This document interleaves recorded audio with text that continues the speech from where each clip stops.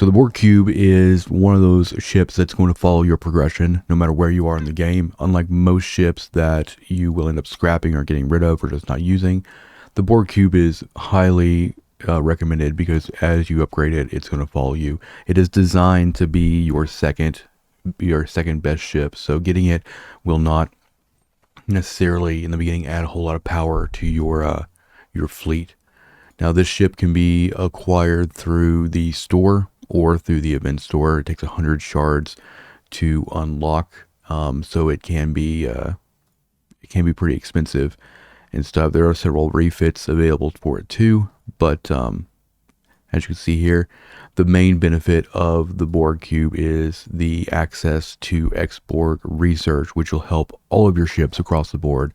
So I'm going to go over the refinery, I'm going to go over the gameplay loop, and I'm going to go over crewing, and then also just the mechanics of it, and most importantly, the research that you get access to by having the cube. All right, let's talk about the basic mechanics of the cube right now. We're just going to have it out here in this system, but the idea is that you will kill mobs, level appropriate mobs, and when you kill them, you will give the cutting beam a charge. So let's go ahead and attack this Klingon here. And once he is down, you're going to see a number, a percentage. Now that's a very low percentage because it's a very low mob for its level. But as you destroy mobs, you will charge up this beam. Then you'll be able to select a mob once it's charged up, and you'll be able to use the cutting beam on it. Now the cutting beam does a flat rate of damage and it's going to be scaled based on the ship's level. That is going to ignore shields as well. We're going to refer to this blog post here where this is going to talk about, it has some charts in here for how to tier up this ship, which I'll go over. But let's talk about the cutting beam first. The cutting beam base PvE damage is based on the level of the ship. So for mine right now, I am level 25 on it. So, and that's tier 5. So it does 164,000 HHP hull damage.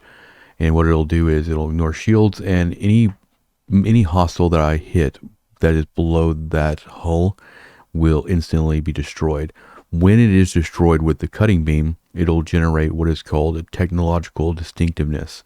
There's a chart down here. And based on the hostile level, there'll be a amount of TD that's dropped. So normally, because I've had the cube for a while, I know that I can hit 30, pretty much all independent hostiles, 36 or 37. So normally I get about 110 technological distinctiveness per cutting beam. And what I'll do is I'll set my guy out, and he'll basically just farm TD all day and everything. Now, I'll put this link to this blog post in the description of this video so you can reference these numbers yourself. But while we're here, we're going to go and talk about the tiering up process. Now, when you first get the cube, you can get it at 28. So let's go and look at the actual numbers here. It has a new ability called Field Repair, which is great. It also has isolated warheads, but the tiering up for this is actually pretty easy. It's probably, out of all the specialty ships that I've dealt with, this one is the easiest to actually get upgraded, because the shape memory alloy is something you get from turning in technological distinctiveness every day in the refinery. You will also get what's called advanced cybernetics. Advanced cybernetics will be what's used for research. So these Borg data nodes here will come when you hit milestones in the game, and these are going to be the blocker for tiering it up. But other than that, it can end up having a really large warp range when it's completely maxed out and everything, which will take you a while because it's meant to follow you all the way through the game. It has a range of like 1600, right? So let's go and talk about the tiering up process. You unlock the cube initially at Ops 28.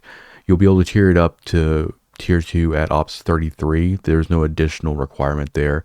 And then at 36, you'll be able to take it to tier 3, no additional requirement.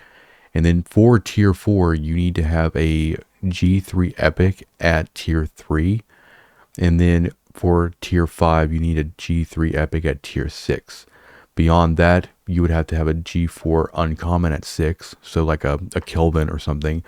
And then To go to tier 7, you have to get a G4 rare, so like a Newton at tier 6, and then a G4 epic, and the list goes on. In order to get all the way up, you have to basically kind of like, it follows your progression. So what you need to be doing is, depending on the level of your cube, you need to look at the amount of hull damage that it can do, and then you need to target those types of mobs with the cutting beam. You have to kill the mob with the cutting beam in order for it to work. If you hit a mob with a cutting beam and it doesn't kill it, then it's gonna get like a short duration of immunity to the cutting beam. So keep that in mind. That allows you to not double pump or triple pump the cutting beam on a single target to stack really high technological distinctiveness, because with refits, with primes, this cube can actually hold more than one charge, which the way I'm going to show you how to farm technological distinctiveness, the way I do it, would benefit very, very greatly from actually having multiple charges. But I don't have any of that stuff, so I'm going to show you how I've been doing it, kind of on the base vanilla style and whatnot. Now, in order to figure out what mob you can actually kill with the cutting beam, what you want to do is you want to go to the mob itself and go to scan, and then you want to go here to the center to the eye button, and then you want to scroll down on that hostile down to health. You want to look at the hull health down here. So this one is 24k. So we're going to be looking around for mobs that are around 163 for my level. Now what I normally do is I normally kind of hang out in augment space, and I'll show you how to set all that up and everything. But let's go into augment space here. This is level 35. I usually do this system because there's less edge grinding, so the mobs in the center don't actually get, bugged out.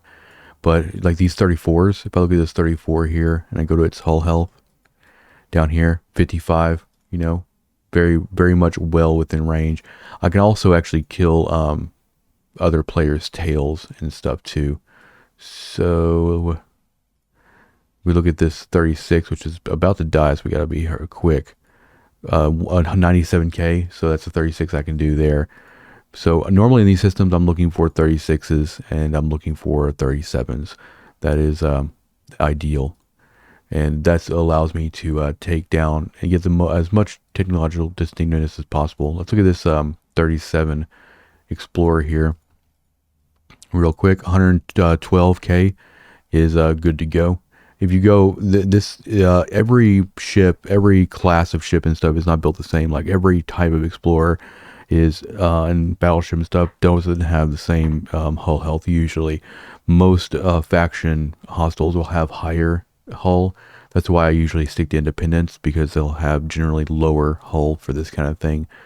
One thing I've seen other people do for the cube is they will go and farm really high mobs to charge the cube really fast, and they'll warp to a lower system to use the beam, which is tedious. But if you do that, the best way to do it is actually go into something like a swarm system. Like with this one right here is really good. Go in here and just kill swarm to charge the beam, and then come warp over here to this system here, and then use the beam out here. This is the travel time between these is really great. Any swarm with an adjacent lower system will help. So you'd come in here, for instance, kill a bunch of swarm, and then when you get 100%, come back out, go into this system, warp to the edge here, and then once you warp in, you can use a cutting beam and go back and forth and do that. I don't really like doing it this way because it's way more active. It's like it takes all of your attention to keep warping back and forth. So once we go over the research and the crewing and all that stuff, I'll show you kind of how I do it, which I think is going to be more beneficial, because now that we have a weekly event for the cutting beam, you're going to want to just kind of put this guy out on Thursdays and, periodically get the cutting beam credit for that event. Now let's talk about actually upgrading and also crewing before we actually get into the mechanics and all of that. But as you can see, if you go in here to the upgrade section, there's a bunch of stuff to upgrade here, and all this stuff is going to require some materials and also the shape memory alloy. This one I only need one more station right here, which is this one. Once I get the Kelvin up to appropriate level, then I'll be able to get a claim for the Borg data node tier 6, which will allow me to pretty much immediately tier this thing up and then level it up. But like I said, this is one of the easiest specialty ships to actually level because you get so much of the shape memory alloy every day. And as far as crew is concerned, this dry dock actually facilitates both my Vidar and the cube. So I usually just run the same Borg crew, and if I need to do Vidar stuff, I just switch to the ship. But really, the main important part about the Borg cube is this lower deck ability right here for this guy. This will allow the cutting beam to actually go charge a little bit faster. But then I usually just use these same Borg, 7, 8, 9 up in the top, because each one of them is going to increase defense and health and attack for all members of the crew.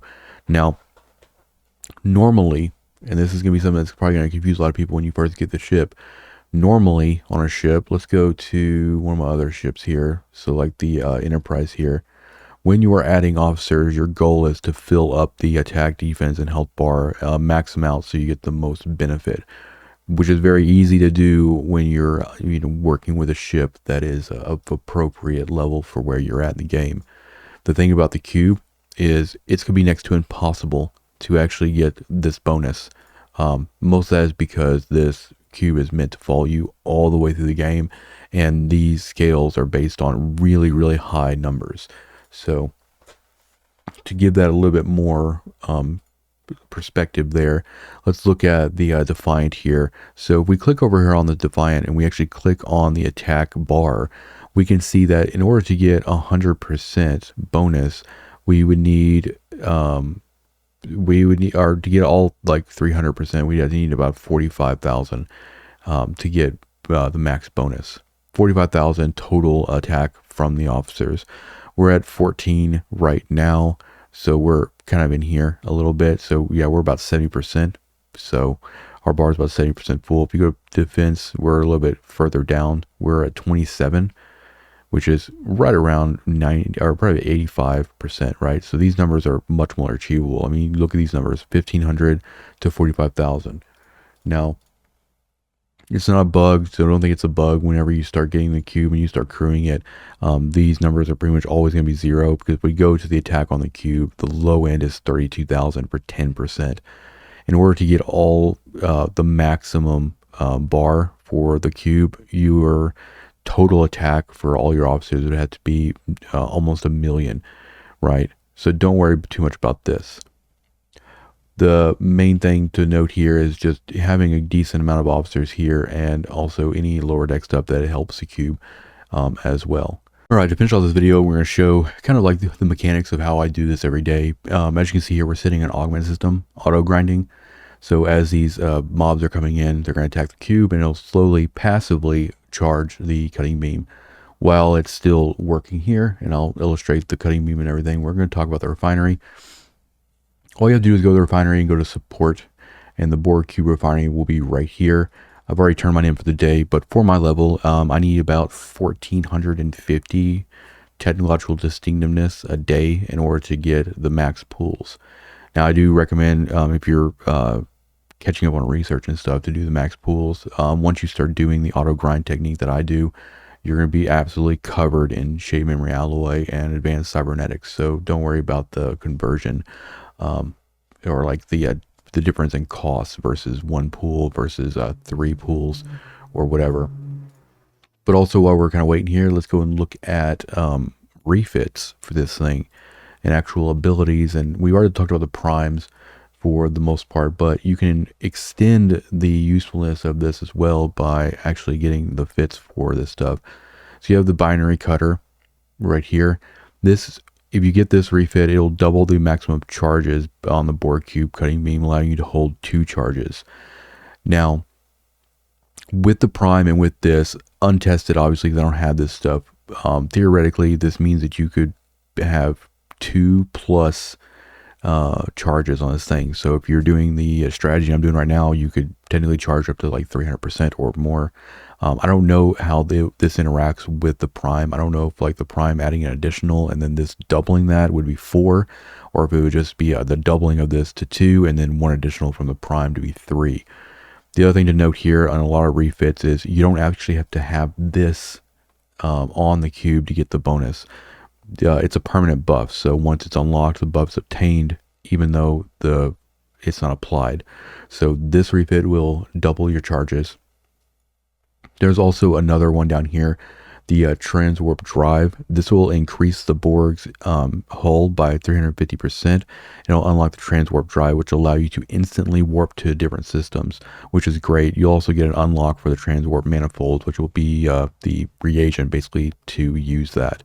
So you could actually, if you're doing the other strategy I was talking about, where you're going to like swarm system and or high level system and charging and then warping to a lower system, this would be very beneficial because you would, almost like a discovery, you would instantly get to that system, use your cutting beams, and then you'd be able to be off to the races. So you can actually get both of those and all of that stuff. In terms, there's no cloaking, and then also there's a ship ability here, which is field repairs. This allows you to, you'll get reagents for this as well on a daily claim, but this will allow you to instantly repair 25% of the Borg's HHP while undocked. Now there is also a artifact that will increase the base amount of damage the cutting beam will do too, and it's right here. This will, once you unlock this, you have to have Artifact Gallery 38 and Borg Cube Tier 4, but this will actually increase the base damage of the cutting beam as well. If you don't want to like go with the prime to do this, this can vastly help your quality of life as well if you start actually working towards this. I'll probably end up working on getting this maxed out just so that I can pair it with all the refits and stuff, and just, you know, refits, primes, and artifact, and see, and hopefully in the future show like what a crazy advanced cube would end up looking like. With that being said, when I'm out here just doing whatever, if I'm in the doing like faction grinding and I have the Borg cube out, I just click on it on the dry dock and I see if it's grayed out like this with no number, that means it's ready to go. So I'll usually just locate and go back to it. Once it's out of combat, we're at 100%. I can go to any 34. Since I'm kind of passively grinding this, I'll look for a 36 and I'll hit the cutting beam. And it doesn't matter about range. You can hit the mob from clearly across the system. So once it dies, we'll go to the inventory here, and you'll see we got 110 technological distinctiveness, and then we're good to go. We just kind of, you know, go back to doing whatever we were doing with our enterprise or whatever. I'll usually hit space once I select the dry dock, and then every few minutes or so, I'll just go and look at the cube and see what its percentage is at, because I can be over here with my enterprise and just click this dry dock and see the percentage there. Once it's close to being filled up, then I'll just warp over, use the beam, and continue on my business. So I would take any of these. I usually try to take the interceptors because these are not the tails for players. If the system is being bugged like heavily, then I will take out tails, because if I kill a player tail, they'll stop getting a tail completely. So that would actually help repair the mob spawn in the system. But I try to avoid that. Also, you don't want to kill your own tail with the cutting beam, because I've had that turn off the auto farm. So the only way to fix that is to actually leave the system and then come back in and whatnot. But as you can see here, we don't have to sit here and watch this thing charge. We can go and do other things, like we can do our solo armadas for the day, we can do mining, we can do anything. And over the course of, you know, an hour or so, we can, you know, get enough TD to satisfy the refinery every day. So that's pretty much it. That's how I do it. All you have to do is just, you know, work on getting the augment space unlocked. That's super important, because I'm triple locked for reputation. So I can't actually go to any of the faction and do an auto grind, because they just want to attack me. If you end up getting tails in any of the faction areas, you can do kind of the same thing there as well too. But independents are always going to have lower hull health. This allows me, even when I was doing auto grinding with the cube in like Romulan space, I still would have to like charge in one system and then move down to another system to use the beam. This one, these system works really well. And obviously after a while, this is not going to work too much. Like once you get past like tier 6 or tier 7, you're going to need much higher mobs in order to facilitate the amount of TD you'll probably need a day. But I would say for tier 5, it works very well. And my plan is to actually do a advanced concepts for this video, or for this cube, once I get like the refits and all that stuff kind of worked out and whatnot. But all you gotta do is just warp this guy over here to augment space, let them passively charge up, and then come over here and just use the beam and do that while you're doing everything else. The event, you have to, for the event on Thursdays, you have to kill the mob with the cutting beam in order to get credit for the event. I ended up completing the event pretty much within like an hour just from doing this kind of auto grind cutting beam tactic here. So since we're getting that event every week, I highly recommend doing it this way. This allows you to do a lot of other stuff in the game and not actively, you know, be warping the cube around to do charges and then find targets. So with that being said, thank you for watching. Hit the like button, hit the subscribe button, and I'll see you in the next one.